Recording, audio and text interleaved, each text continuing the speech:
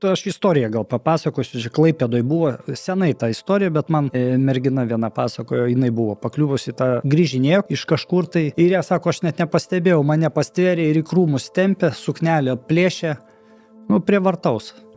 Ir sako, aš jaučiu, kad aš nieko padaryti negaliu. Tai jinai pradėjo ką? Va tą socialinį ginklą. Gerai, nusiramink, tai ne taip grubiai, taigi aš čia viską susitarsim, viskas aš ne prieš, sako.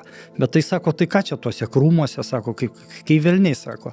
Pas mane nėra namie nieko, einam normaliai, lova yra. Ir jisai gal supranta, kad čia mausto jį, bet jis nori tuo tikėti. Ir jis taip susakė ir jisai pasirašė, ją laiko.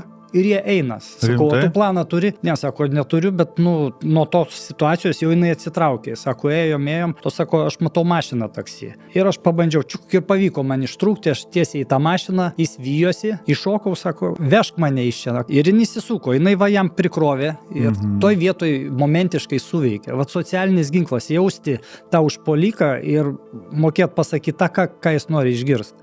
Čia lygis aukštas jau. Čia aukščiausias, iš tikrųjų, žodžiais įspręsti, kad nereikėtų kumščių.